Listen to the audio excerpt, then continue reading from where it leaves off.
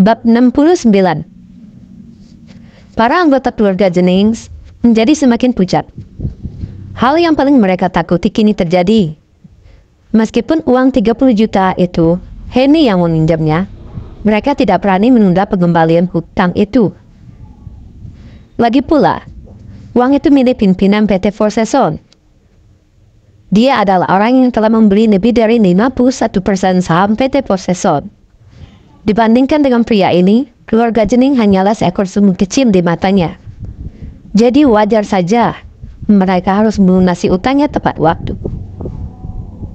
Tuan Chen, bukankah kita setuju untuk membayar kembali utangnya 1 tahun kemudian? Dewi bertanya dengan takut-takut.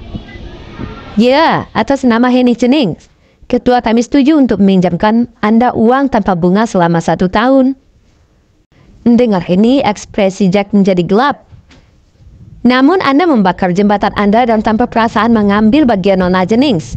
Ketua kami sangat marah sehingga dia meminta keluarga Jennings semua untuk mengembalikan uang itu hari ini. Apa? Ini semua karena Henny? Keluarga Jennings mulai menyesali semua yang telah mereka lakukan hari ini. Henny, aku minta maaf atas semua yang kami lakukan padamu hari ini. Saya akan mengembalikan semua saham Anda. Jadi tolong hubungi ketua dan mohon dia memberi kami lebih banyak waktu. Dewi adalah orang yang cukup tegas. Dia buru-buru meminta maaf kepada cucunya dan pengampunan pada keluarga Jennings.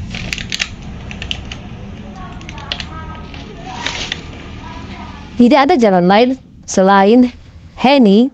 Tidak ada orang lain yang bisa membantu keluarga Jennings sekarang. Tetapi nenek, itu adalah bagianku, kata Yakub dengan tidak senang. 15% saham berarti banyak keuntungan baginya setiap tahun. Dia merasa tidak rela jika itu dikembalikan ke Henny. Tidak jadi diberikan pada dirinya. Plak! Dewi berbalik dan menampar wajah Yakub sambil berteriak.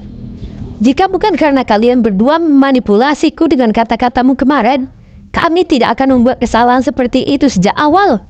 Jika kamu tidak tutup mulut, aku akan mengambil kembali semua bagianmu. Yakub merasa sangat malu karena dia ditampar di depan semua orang. Tapi lebih dari itu, dia sangat marah. Namun ketika dia melihat tatapan tajam Dewi, dia tetap diam dan minggir dengan enggan. Saya bahkan belum pernah bertemu dengan pria itu. Bagaimana nenek mengharapkan saya mohon sesuatu padanya? Henny mendengus. Dia sangat kecewa dengan keluarga Jennings. Dia tidak peduli jika Dewi mengembalikan seluruh saham keluarganya kepada mereka. Jadi bagaimana jika nenek berkata dia akan mengembalikan saham keluargaku? Terserah dia apakah sahamnya akan diambil kembali atau tidak di kemudian hari. Setelah apa yang terjadi hari ini, Henny tidak akan pernah mudah tertipu oleh janji Dewi lagi. Dia membenci kenyataan bahwa dia cukup bodoh untuk memberikan segalanya untuk keluarganya. Hanya untuk dijadikan alat, setelah itu dipandang rendah dan ditindas oleh mereka sebagai balasannya. Karena itu dia merasa tidak perlu lagi membantu keluarga Jennings untuk seterusnya. Henny, aku minta maaf. Aku benar-benar minta maaf karena telah melakukan kesalahan bodoh seperti itu. Tolong maafkan aku, oke? Setelah kamu menganggap ini semua batas ini dan memaafkanku, saya tidak hanya akan mengembalikan saham Anda, tetapi saya juga akan menambahkan 10% lagi. Dewi menekan amarah yang dia rasakan dan mulai memohon pada cucunya, mencoba untuk menenangkan hati Henny kembali.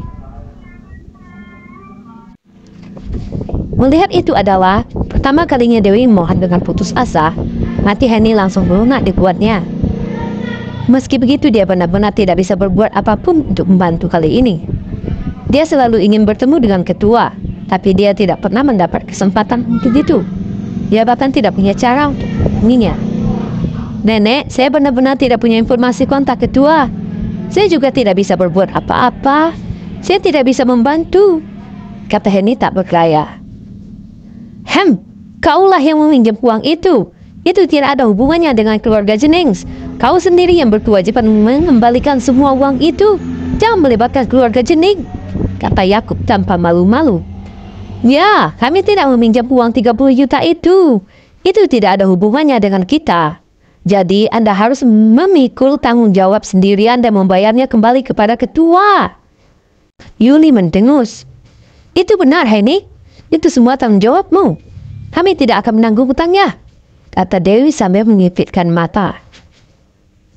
Henny langsung mengerutkan kening tak percaya ketika dia melihat keluarga Jening sebenarnya bisa begitu tidak tahu malu.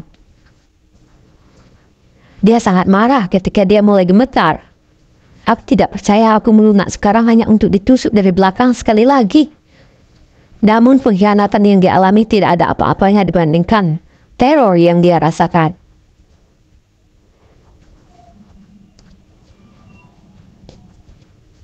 Bab 70. Meski ketua tidak menulis surat IOU, bukan berarti dia bisa menunda membayar utangnya. Kehadiran pria itu bahkan lebih mengintimidasi daripada kedatangan dari Jack sendiri. Sedangkan dengan kedatangan Jack sudah membuat mereka cekat-ketir. Jadi sepertinya keluarga Jening benar-benar tidak ingin mengembalikan uangnya ya. Jack tidak bisa tinggal diam lebih lama lagi. Dia belum pernah melihat keluarga yang tidak tahu malu seperti itu. Pimpinan kami menyebutkan bahwa tidak apa-apa jika Anda tidak mengembalikan uang tersebut. Namun sebagai imbalannya, dia akan membeli lebih dari 61% saham dari Jening Corporation. Berdasarkan perhitungan kami, keluarga Jening sekarang memiliki kekayaan paling banyak sekitar 150 juta. Kalau kita ikuti, maka 61% saham Anda akan menjadi sekitar 91.500.000. Jika kami mengambil 30 juta hutang Anda kepada kami, maka kami akan membayar Anda 61.500.000. Kata Jack sambil tersenyum dingin. Ekspresi keluarga Jening langsung berubah. PT Possession jelas-jelas berusaha menipu mereka. Mereka merasa ditekan dan dipaksa ke posisi sulit. Jening Corporation memiliki nilai pasar di atas 300 juta saat pada puncaknya. Bahkan sekarang pun tidak mungkin nilai perusahaan itu kurang dari 200 juta dolar. Ditambah fakta bahwa semua pesaing Jening Corporation telah kalah. Mereka akan memiliki lebih banyak ruang untuk berkembang dan berkembang di masa depan. Mereka pasti akan bernilai lebih dari 300 juta dolar nantinya. Bagaimana PT Possession hanya menghitung 150 juta sebagai nilai bersihnya? Jumlah tersebut benar-benar merupakan harga yang sangat menekan. Tuan Chen, kami tidak menjual saham perusahaan kami kepada pihak luar. 30 juta itu akan kami kembalikan kepada ketua. Dewi langsung menolak. Oke, saya akan memberi Anda waktu 5 menit untuk mengumpulkan semua uang tersebut. Jika Anda masih tidak dapat membayar lunas uang itu dalam 5 menit lagi, Anda akan menjual saham Anda kepada kami atau mengumumkan kebangkrutan. Jack tersenyum lembut memandang Dewi. 5 menit? Kamu gila? Dewi dan anggota keluarga Jening lainnya memucat. Apa yang dikatakan Jack pada dasarnya memaksa mereka untuk menjual sahamnya. Di mana dan bagaimana kita bisa mendapatkan 30 juta dalam 5 menit? Pikir mereka merasa tertekan. Ngomong-ngomong, kalian semua masih belum mengetahui bagaimana keluarga Bason dihancurkan, kan? Jack memandang kerumunan itu sebelum tertawa kecil. Itu karena Tuan Bason menyinggung Donna Jennings. Ketua kami sangat marah sehingga dia meminta mereka dihancurkan.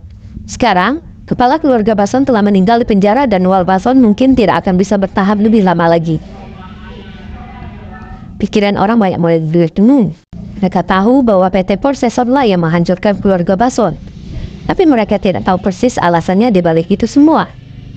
Mereka tidak pernah membayangkan Henny menjadi begitu dihargai sampai-sampai ketua PT Possession akan membela dirinya sampai titik sekarang. Anggota keluarga Jening benar-benar mulai menyesali semua yang mereka lakukan. Mereka seharusnya tahu seberapa dekat hubungan Henny dan ketua sejak dia berhasil meminjam 30 juta darinya. Tetapi mereka malah melewatkan untuk memikirkan keadaan itu. Seharusnya dari awal mereka bisa menyadari ini. Mereka benar-benar berada dalam masalah dan kesulitan sekarang. Karena ketuanya sendiri yang membela Henny. Henry, tidak bisakah kamu minta ayahmu meminjamkan kami 30 juta untuk saat ini? Dewi memandang Henry dengan penuh harap. Henry adalah satu-satunya harapan keluarga Jening sekarang. Mendapatkan pertanyaan itu membuat ekspresi Henry berubah saat ini. Saat dia dengan cepat menggelengkan kepalanya. Itu tidak mungkin saat ini. Bank masih belum menyetujui semua pembiayaan kami. Kami jelas tidak punya uang untuk dipinjamkan kepada Anda saat ini. Apalagi sebanyak itu.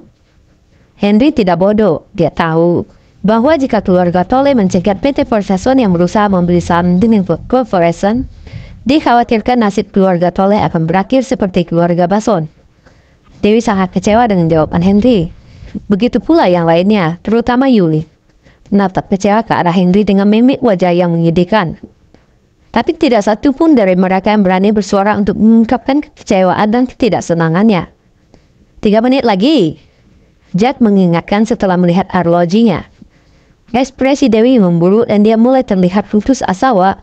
Wajahnya tampak seolah lebih tua 10 tahun. Henny, apakah kamu hanya akan melihat keluargamu hancur dan musnah? Dewi bertanya pada Henny dengan mata penuh putus asa. Henny merasa lebih berkonflik dari sebelumnya. Di satu sisi dia mendapat dukungan dari ketua, tapi di sisi lain dia juga harus memikirkan nasib keluarganya.